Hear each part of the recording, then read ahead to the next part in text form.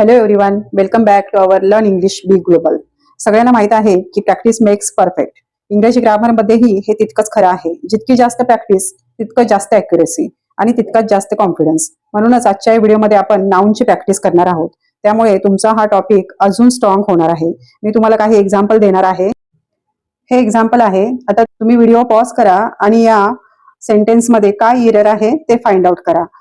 मी तुम्हाला व्हिडिओमध्ये टाइम देऊ शकत नाही, कारण तसं केलं तर व्हिडिओ खूप लेंदी होईल आणि मग तुम्हालाच कंटाळा येईल. त्यामुळे तुम्ही हा व्हिडिओ पॉज करून त्यातली एरर फाइंड आउट करा. आता इथे पहा, हेअर्स. हेअर हे काय आहे? अनकाउंटेबल नाऊन आहे. म्हणजे एखाद्याच्या आपण ओव्हरऑल केसांबद्दल जेव्हा बोलत असतो तेव्हा ते अनकाउंटेबल नाऊन असतं आणि अनकाउंटेबल नाऊन हे सिंग्युलर प्रमाणे ट्रीट होत असतात आणि त्यांच्या मागे जे वर्ब असतं ते सुद्धा सिंग्युलर प्रमाणेच येत असतं. म्हणून इथे हेअर्स नाही येणार, काय येईल? हेअर. आणि जे वर्ब आहे ते इज येईल. मग सेंटेन्स काय बनेल? His hair is black. पण जेव्हा तुम्ही इंडिव्हिज्युअल हेअर बद्दल बोलत असता, म्हणजे समजा तुम्हाला जेवणात 2 केस सापडले, त्यावेळी तुम्ही तिथे हेअर्स वापरू शकता. म्हणजे I found 2 hairs in the food, असं त्यावेळी तुम्ही हेअर्स असं बोलू शकता. नेक्स्ट एक्झाम्पल आहे, रोहित लिव्हज इन दिल्ली. आता इथे काय एरर आहे? तर दिल्ली काय आहे? दिल्ली एक नाऊन आहे. आणि कसलं नाऊन आहे? तर प्रॉपर नाऊन आहे. आणि प्रॉपर नाऊनचा काय रूल आहे की प्रॉपर नाऊन लिहित असताना त्याचं पहिलं लेटर हे कॅपिटल असतं. मग इथे दिल्लीचा डी काय पाहिजे? कॅपिटल पाहिजे. दिल्ली एक सिटी आहे. सिटी हे कॉमन नाऊन आहे, पण त्या सिटीला एक पर्टिक्युलर नाव दिलंय. कोणतं? दिल्ली. म्हणून दिल्ली हे प्रॉपर नाऊन आहे आणि त्याचा डी हा कॅपिटल येईल. मग सेंटेन्स काय बनेल? Rohit lives in Delhi. रोहित सुद्धा हे प्रॉपर नाऊन आहे आणि वाक्याची सुरुवात सुद्धा रोहितने होत आहे, म्हणून आर हे कॅपिटल आहे रोहितमध्ये. Okay. Next, women is playing an important role in society. इथे काय एरर आहे? तर वुमेन काय आहे? प्लुरल फॉर्म आहे वुमनचा. मग प्लुरल बरोबर काय वर्ब येणार? आर.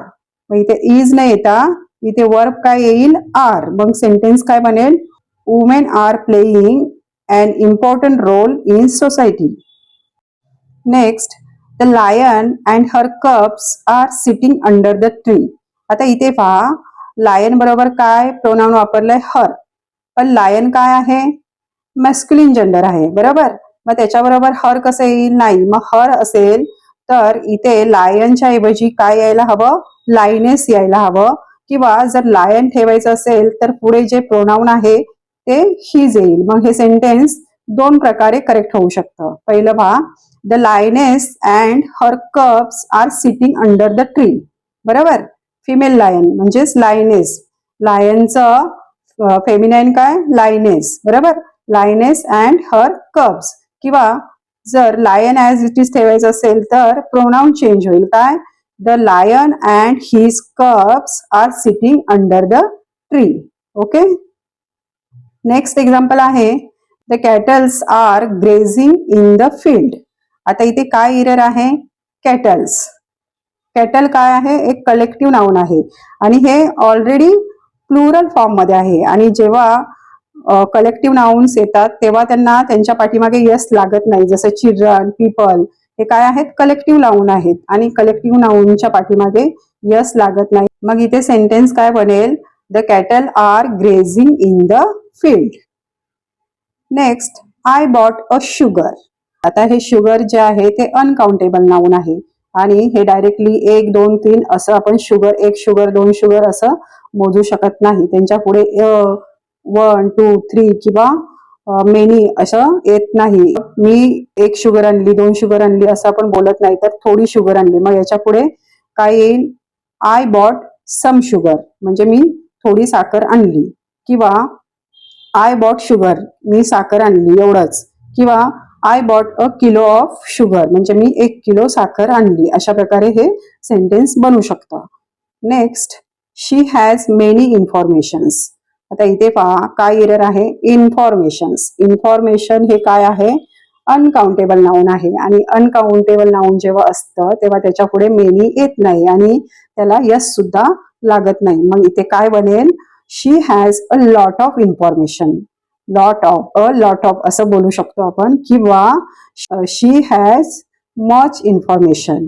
इन्फॉर्मेशन्स येत नाही. Okay. Next, where is the scissor. आता इथे पहा काय एरर आहे? सीझर. सीझर हे नेहमी प्लुरल फॉर्म मध्ये येत असतं. जीन्स, पॅन्ट, सीझर्स किंवा स्पेक्टॅकल्स, बायनॅक्युलर्स किंवा शूज, सॉक्स हे सगळे काय नेहमी प्लुरल फॉर्म मध्ये येत असतात आणि त्यांच्या मागे जे हेल्पिंग वर्ब असतं ते सुद्धा प्लुरल प्रमाणेच येत असतं. मग इथे सेंटेन्स काय बनेल? हे where are the scissors. Okay.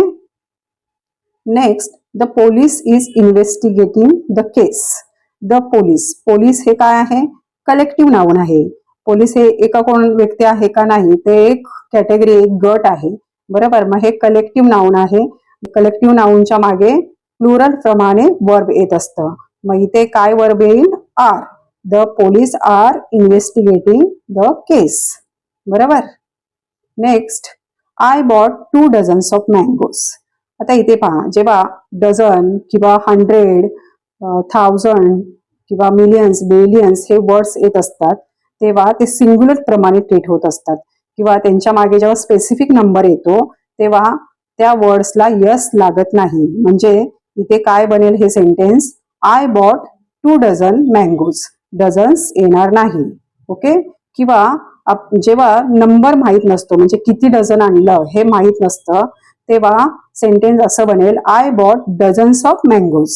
म्हणजे जेव्हा स्पेसिफिक नंबर एक डझन आणलं की 2 डझन आणलं हे जेव्हा माहीत नसतं तेव्हा डझन्स ऑफ मँगोज असं येईल.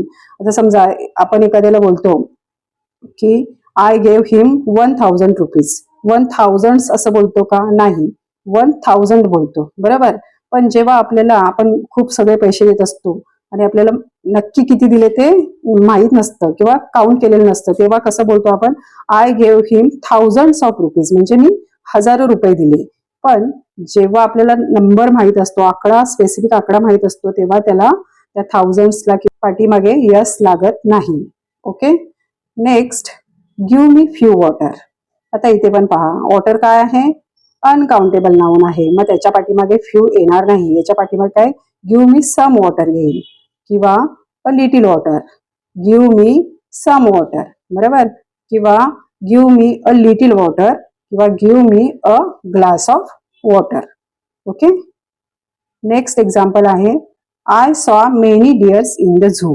आता हे जे डिअर, शीप किंवा फिश हे जे नाउन आहेत ते प्लुरल आणि सिंग्युलर दोन्ही प्रकारे ट्रीट होत असतात. म्हणजेच इथे सेंटेन्स काय बनेल? I saw many deer in the zoo. Deers येणार नाही. डिअर, फिश, शीप हे सिंग्युलर आणि प्लुरल दोन्ही प्रकारे ट्रीट होत असतात. ओके. आता हा एक क्वेश्चन आहे तुमच्यासाठी. याचा आन्सर तुम्ही मला कॉमेंटमध्ये नक्की सांगा. आणि व्हिडिओ आवडला असेल तर प्लीज लाईक आणि शेअर करा. आणि मी एक रिक्वेस्ट करेन की हे व्हिडिओ तुम्ही जास्तीत जास्त शेअर करा, की जेणेकरून हे व्हिडिओज अशा मुलांपर्यंत पोहोचतील ज्यांना क्लासेस लावणं परवडत नाही आणि त्यांना हे फ्री ऑफ कॉस्ट शिकायला भेटेल. भेटूया नेक्स्ट व्हिडिओमध्ये. थँक्यू.